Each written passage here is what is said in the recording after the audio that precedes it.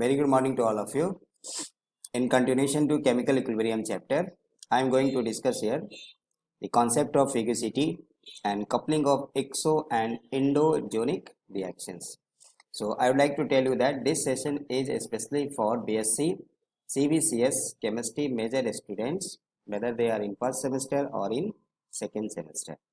ठीक है, so आज का सेशन सिर्फ BSc सेकेंड सेमेस्टर स्टूडेंट के लिए ही है. ठीक है, तो इक्विलिब्रियम केमिकल इक्विलिब्रियम चैप्टर्स को कंटिन्यू करते हैं और उसको कंटिन्यू करने के सिलसिले में एक नया टॉपिक आ गया फिगेसिटी, एक्सोजेनिक एंड एंडो एरिकोनिक रिएक्शन. ठीक है, तो चलिए स्टार्ट करते हैं आज का session.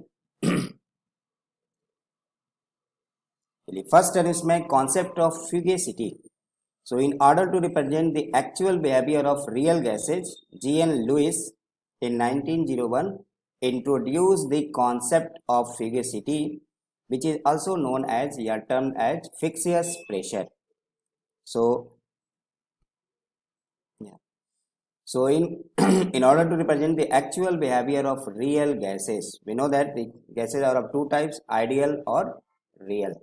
So in order to represent the actual behavior of real gases, the G.N. Lewis, scientist, who introduced the concept of fugacity. Now, the variation of gas free energy with pressure at constant temperature can be given by del G by del P at constant T equal to V. So, this topic is also important for thermodynamics chapter and we will discuss later on. Now for 1 mole of an ideal gas, we know that PV equal to nRT, or we can write B equal to RT by P for 1 mole, that is N equal to 1.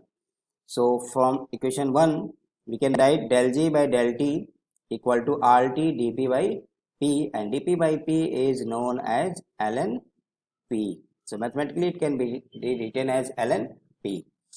On integrating this equation, so we get G equal to G star plus RT ln P, where G star is integration constant which is dependent on the temperature and nature of the gas. ठीक है, so जो भी आप equation use किया 1 2 3, this is for ideal gas.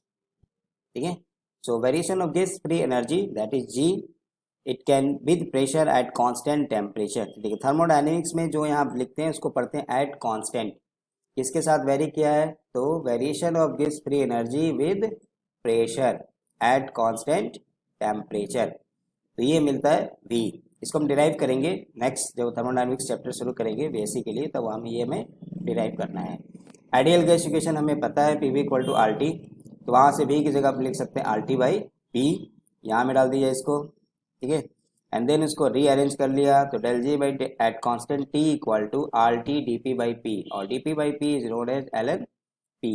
Integrate कर दीजिए, ये हो गया G, ये हो गया G star that is constant plus RT ln P. ठीक है, now on integrating equation 2 between two pressures range that is P1 and P2 at constant temperature T, we get, तो डेल G मतलब change in gas free energy, इसको हमने integrate कर दिया, तो G1 G2, this is lower limit, this is upper limit. Pressure क्या लिया, P1 P2 RT D ln P. R और T यहाँ पे कांस्टेंट है क्योंकि हमने यहाँ में टेम्परेचर को कांस्टेंट माना है. ठीक है, so at constant temperature, so since temperature is constant and R is constant, so RT को बाहर कर लीजिए. ठीक है, D ln P कैंसिल हो गया, तो यहाँ से आ गया ln P2 बाई P1, और ये G1 G2 lower limit upper limit, यहाँ से निकालेंगे G2 minus G1 delta G. So change in गिव्स free energy del G equal to RT ln P2 by P1. Now this equation is not valid for real gases. Why? Because volume is not same as that of RT by P. तो ये हम पढ़ते भी हैं real gas के लिए कि real gas में क्या होता है कि वो उनका जो टोटल वॉल्यूम होता है for 1 mole of an ideal gas आपको पाई 22.4 लीटर एट STP, इसको मोलर वॉल्यूम बोलते हैं. But for real gases the volume is not same और exactly as RT by P, और यू विल से 22.4 लीटर. तो they show deviation from ideality either greater than और less than, तो उसके लिए कंप्रेसिबिलिटी फैक्टर भी हम डिफाइन करते हैं Z की वैल्यू, तो Z को हम लिखते हैं compressibility factor V real divided by V ideal. ठीक है, Therefore, to make it useful for real gases, a new function f is introduced by Jean Louis. This new function is known as fugacity or Fixus pressure. Remind it, Fixus pressure. This is not exactly the same pressure. ठीक है. Thus for real gases equation 4 can be written as, मतलब यहाँ में P2 by P1 को हमने replace कर दिया एक नया टर्म से F2 by F1. ठीक है.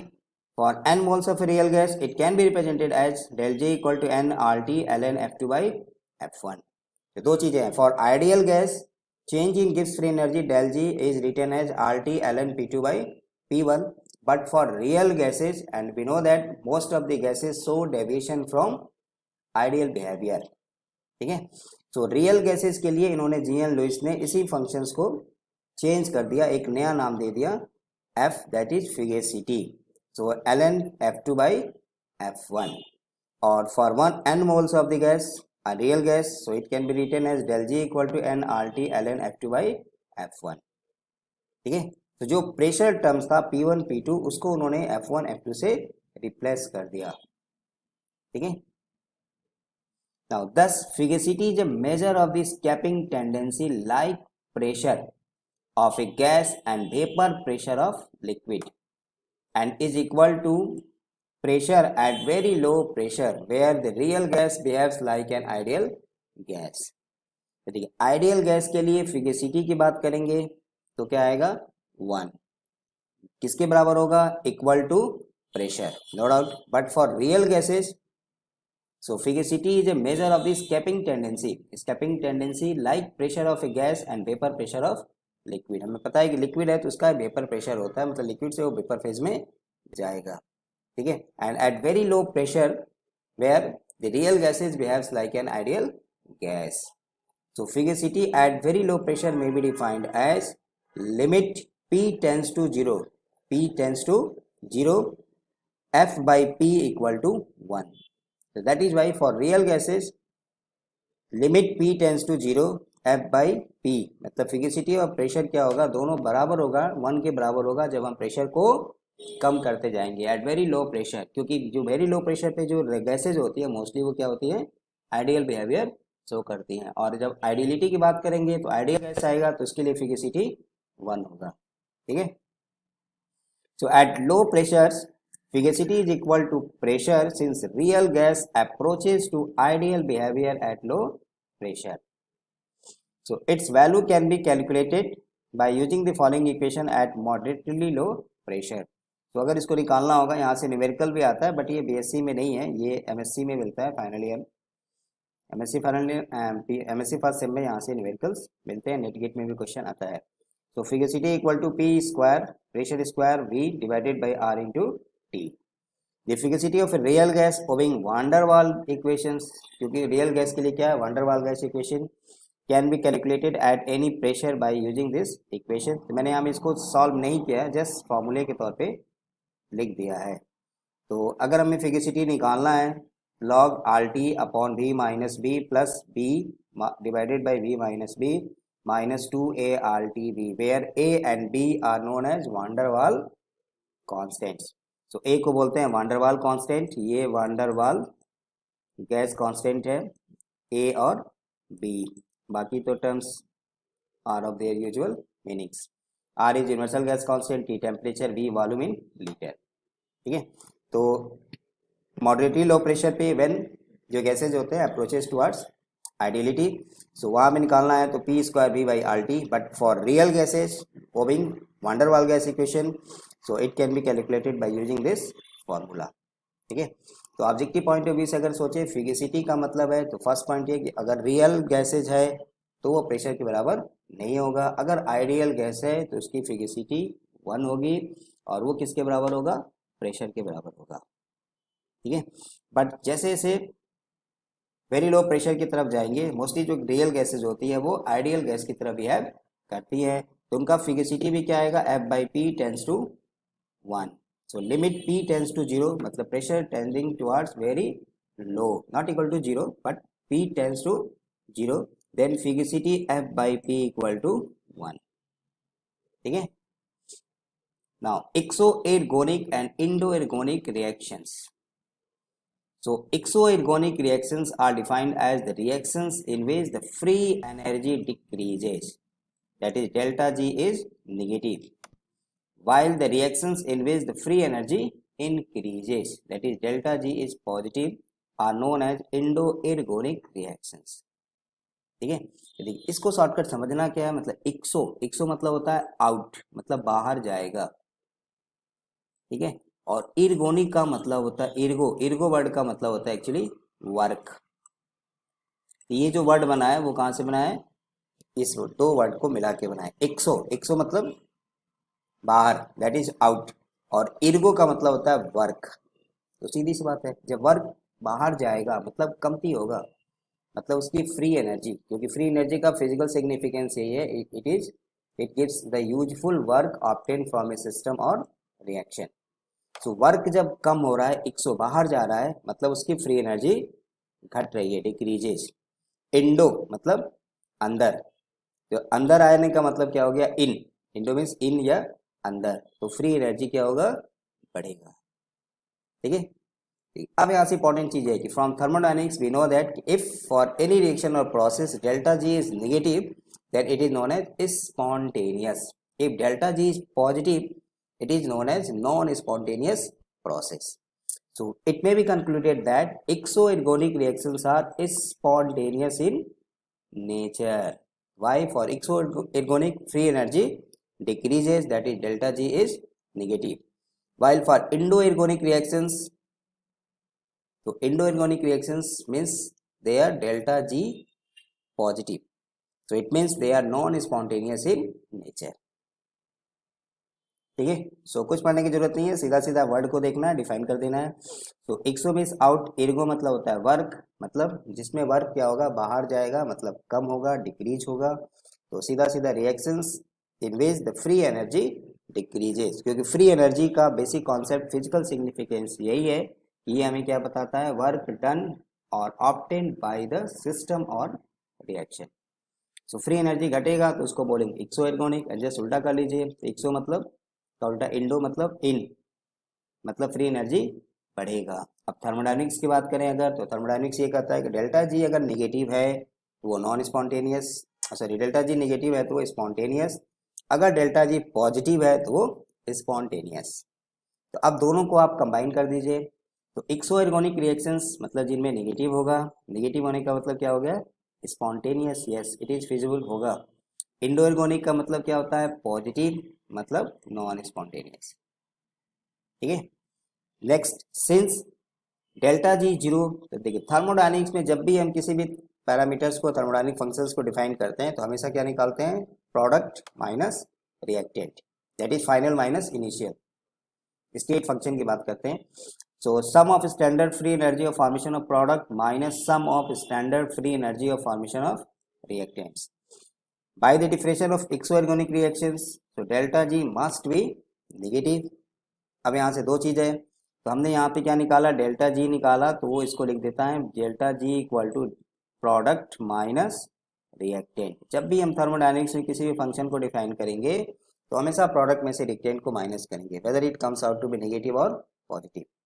ठीक है, अब आप यहाँ पे थोड़ी मैथमेटिक्स लगाइए कि एक्सोएर्गोनिक रिएक्शन का डिफिनेशन हमने क्या पढ़ा, डेल्टा जी निगेटिव है, तो जब डेल्टा जी निगेटिव है तो इस हिसाब से क्या आएगा, डेल्टा जी का मतलब प्रोडक्ट माइनस रिएक्टेंट, तक अगर ये नेगेटिव आ रहा है इसका मतलब क्या है कि प्रोडक्ट वाली वैल्यू कम है और रिएक्टेंट वाली वैल्यू ज़्यादा है। ठीक है, so by the definition of exergonic reactions delta G must be negative और less than zero, so the sum of delta G F0 values of product is less than the sum of delta G values of reactant for exoergonic reactions। तो exoergonic reactions में ये में से reactants के लिए gas free energy of standard formation जो होता है उनका रिएक्टेंट का ज़्यादा होगा, प्रोडक्ट का कम होगा। तो इंडो एर्गोनिक के लिए क्या होगा, आप बता दीजिए। तो इंडो में क्या होता है, पॉजिटिव, पॉजिटिव होने का मतलब प्रोडक्ट का ज़्यादा होगा, रिएक्टेंट का कम होगा, क्योंकि बड़े में से छोटे को माइनस करेंगे तो क्या आएगा, पॉजिटिव। तो similarly For inorganic reactions, delta G positive by the definition or delta G greater than 0. So the sum of delta G0F values of product is greater than the sum of delta G0F values of reactants for inorganic reactions. तो इनडोर्गोनिक के लिए product ज़्यादा होगा, उनकी value ज़्यादा होगी, reactant की value कम होगी. एक्सोएर्गोनिक के लिए प्रोडक्ट कम होगा, रिएक्टेंट ज़्यादा होगा, तभी ये माइनस आएगा. ठीक है, क्लियर. सो एक्सो में आउट, एर्गो मतलब वर्क, तो जिनका फ्री एनर्जी घटेगा. इंडो मतलब इन, एर्गो मतलब वर्क, जिनका फ्री एनर्जी बढ़ेगा.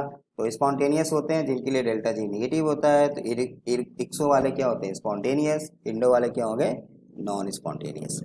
थर्मोडायनेमिक कंडीशंस पैरामीटर लगा देंगे. अगर तो प्रोडक्ट का ज़्यादा होगा, रिएक्टेंट का कम होगा, तो पॉजिटिव आएगा. पॉजिटिव आने का मतलब इंडो हो गया.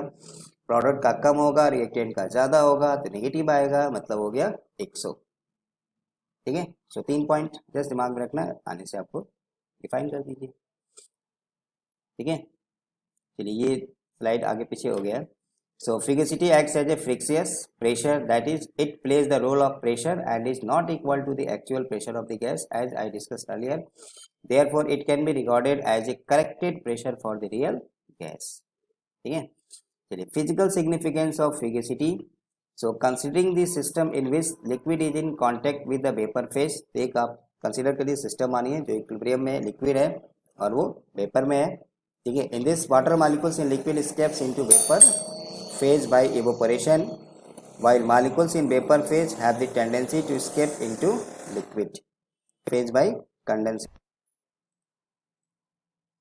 ओके, सो हमारे पास दो फिजिकल स्टेट्स है, एक लिक्विड और एक वेपर. ठीक है, सो लिक्विड की टेंडेंसी क्या है कि बाय द इवोपरेशन वो स्किप करेगा, मतलब लिक्विड से वेपर फेज में जाएगा. वेपर की टेंडेंसी क्या है कि वो कंडेंस होकर लिक्विड फेज में आएगा. So these two escaping tendencies becomes equal at equilibrium. एक इक्विलिब्रियम में एस्टेब्लिश होगा, तो उस इक्विलिब्रियम पे क्या होगा कि condensation, vaporisation, vaporisation, condensation. Thus it is accepted that any substance has the tendency to escape from its state. तो किसी भी सिस्टम की सब्सटेंस की वो टेंडेंसी होती है कि वो अपने स्टेट से escape करेगा, मतलब लिक्विड है तो वो वेपराइज होगा, वेपर फेज में है तो वो कंडेंस होना चाहता है. ठीक है, so Lewis terms this escaping tendency as fugacity. उसी को उन्होंने फ्रिगेसिटी नाम दिया था. तो fugacity is also known as fictitious pressure.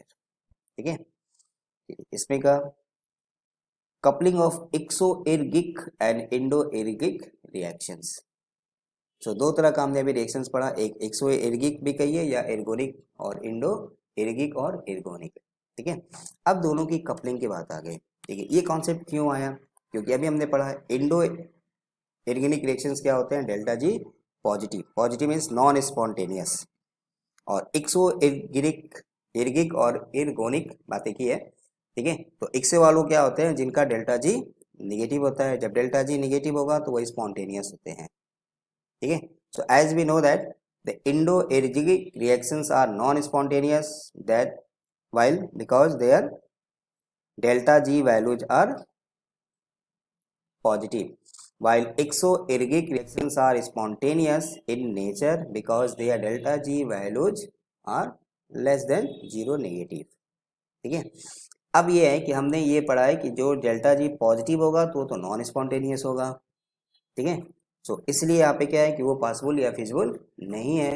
जो डेल्टा जी निगेटिव है, एक्सोएर्गिक होते हैं, वो क्या होते हैं, स्पॉन्टेनियस होते हैं. So it is observed that if endoergic reactions are allowed to take place in presence of exoergic reactions, then endoergic reactions also becomes spontaneous. तो जो स्पॉन्टेनियस नहीं था उसको अगर हम स्पॉन्टेनियस के साथ मिक्स कर दें, कपल कर दें, जोड़ दें, एक साथ कराएं रिएक्शंस को, तो वो भी क्या होगा, स्पॉन्टेनियस हो जाएगा. So this phenomena is known as coupling of exoergic and endoergic reactions. Means coupling का मतलब the two reactions are allowed to take place simultaneously and both reactions are becomes spontaneous in nature. So thus in presence of a reaction where delta G is negative, the non-spontaneous reactions having delta G positive becomes spontaneous. ठीक है, अब ये कैसे possible हुआ? तो मान लीजिए एक रिएक्शन है ए टू बी, इसके लिए डेल्टा जी की वैल्यू पॉजिटिव है। ठीक है, तो जैसे सपोज मान लें कि एक इंडो एरिगोनिक रिएक्शन था कोई भी ए टू बी, इसके लिए डेल्टा जी पॉजिटिव है 100, और दूसरा एक हमने रिएक्शन लिया सी टू डी, ये एक्सो एर्गोनिक है, इसके लिए डेल्टा जी की वैल्यू है -300। ठीक है, अब इन दोनों रिएक्शंस को अगर हमें स्पॉन्टेनियस करना है, कपल कर दिया, दोनों रिएक्शन को एक साथ कराया, टेक्स प्लेस साइमल्टेनियसली, तो डेल्टा जी की वैल्यू क्या आ जाएगा? मैथमेटिकली अगर हम ये सोचे तो +100 में से -300, तो वैल्यू कितना आएगा ओवरऑल? -200। तो डेल्टा जी की वैल्यू हो गई निगेटिव। ठीक है, तो एक वैल्यू पॉजिटिव है और एक वैल्यू निगेटिव है। अगर उस रिएक्शंस की निगेटिव वैल्यू जो था वो ज़्यादा होता पॉजिटिव वाले से, तो ओवरऑल वैल्यू क्या आएगा? Negative. So it is only possible if the total free energy change, that is sum of free energy changes for both exoergonic and endoergonic reactions must be negative. So it can be made clear by taking the following examples.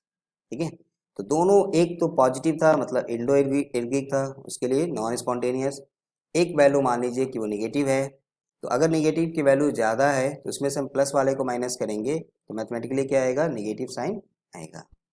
ठीक है, सो एक positive एक negative, एक non spontaneous एक spontaneous, हमने दोनों को एक साथ कराया, साइमल्टेनियसली कपलिंग किया, जोड़ दिया जैसे सपोज, तो एक साथ कराया, allowed to take place simultaneously, then the overall value क्या हो गई? निगेटिव। तो ओवरऑल वैल्यू निगेटिव हो गया, मतलब पूरा का पूरा रिएक्शन स्पॉन्टेनियस हो गया। ठीक है, तो इसी को बोलते हैं coupling of exoergic and endoergic reactions. ठीक है, सो इसको और क्लियर करने के लिए एग्जांपल लेते हैं, like that this one. So first example है CdBr2 कैडमियम ब्रोमाइड, ये है into 4 hydration water, cadmium Br2 plus 4H2, इसके लिए डेल्टा जी है पॉजिटिव, मतलब ये नॉन स्पॉन्टेनियस है। The above reaction is non-spontaneous but can be made spontaneous by coupling with the spontaneous reactions like, एक यहाँ में और रिएक्शन लिया है 4 into magnesium oxide plus 4H2O, ठीक है, मैग्नीशियम हाइड्रोक्साइड, इसके लिए डेल्टा जी की वैल्यू निगेटिव है, ये स्पॉन्टेनियस है, ये नॉन स्पॉन्टेनियस है। अब दोनों रिएक्शन को कपल कर दीजिए।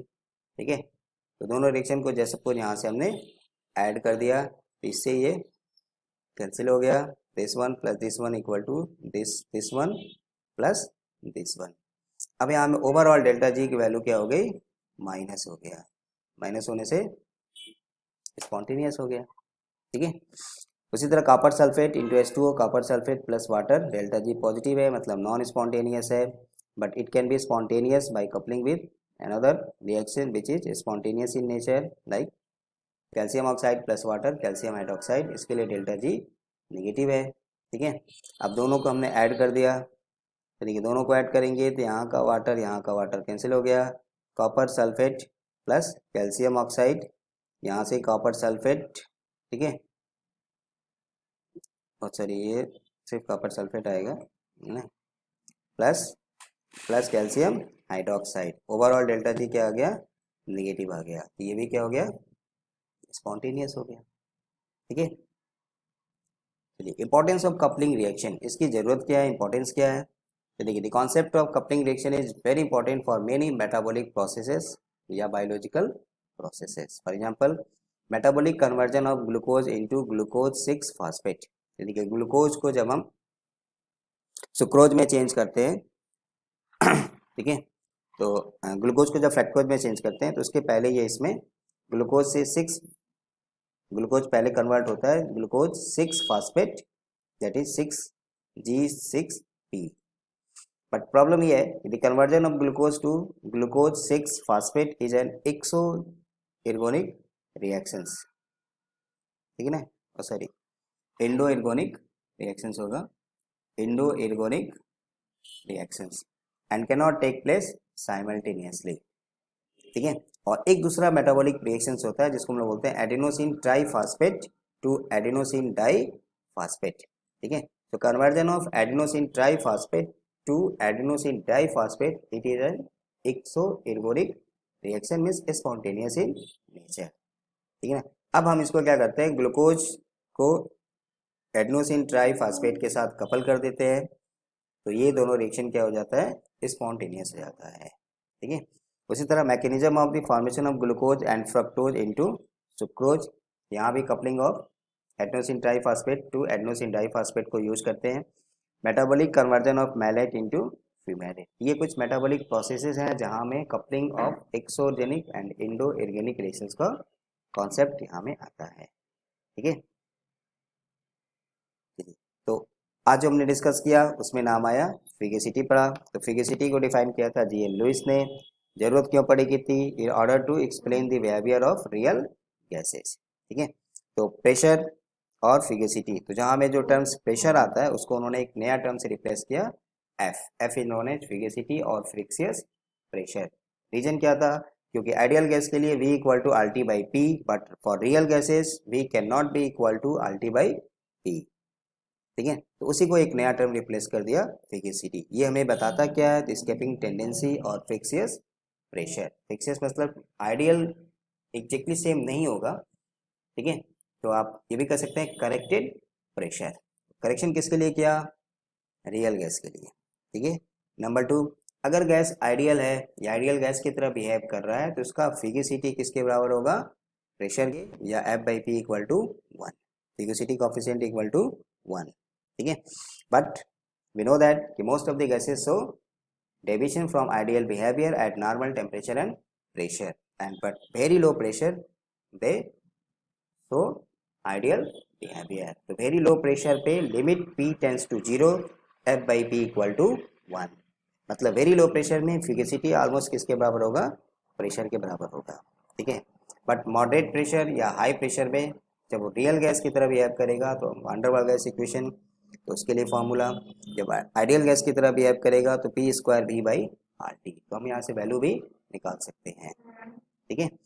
देन एक्सो एर्गोनिक और इंडो एर्गोनिक, तो एक्सो मतलब आउट, बाहर जाना, मतलब वर्क कमती होगा, मतलब फ्री एनर्जी घटेगा, तो जिनके लिए डेल्टा जी नेगेटिव एक्सो एर्गोनिक, जिनके लिए delta G positive endergonic. Coupling मतलब दोनों रिएक्शंस को हम एक साथ कराएं तो जो पॉजिटिव है वो वाला भी नेगेटिव हो जाएगा, ठीक है। तो इसको हम इंड्यूस कैटलिस्ट में भी पढ़ते हैं, फिजिक्स में इंडक्शन भी पढ़ते हैं। एक मैग्नेट लिया, उस पर किसी आयरन का छोटा टुकड़ा लीजिए, उसको उसके ऊपर स्क्रब करिए, उसको हटा लीजिए मैग्नेट को, तो उसमें भी मैग्नेटिक मोमेंट थोड़ी देर के लिए आ जाता है, ठीक है। तो वही चीज़ यहाँ पे कपलिंग करने का मतलब है कि दोनों एक अलग नहीं हो रहा था, एक हो रहा है, दोनों को मिक्स किया तो दोनों हो गया, ठीक है।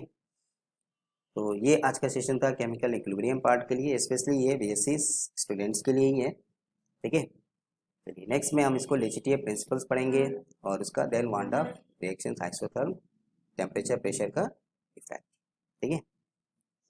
नेक्स्ट मिलते हैं नेक्स्ट वीडियो में, तब तक के लिए मस्त रहिए, स्वस्थ रहिए, और वीडियो को लाइक करते रहिए, देखते रहिए, सब्सक्राइब करते रहिए, कोई डाउट है तो पूछते रहिए, ठीक है।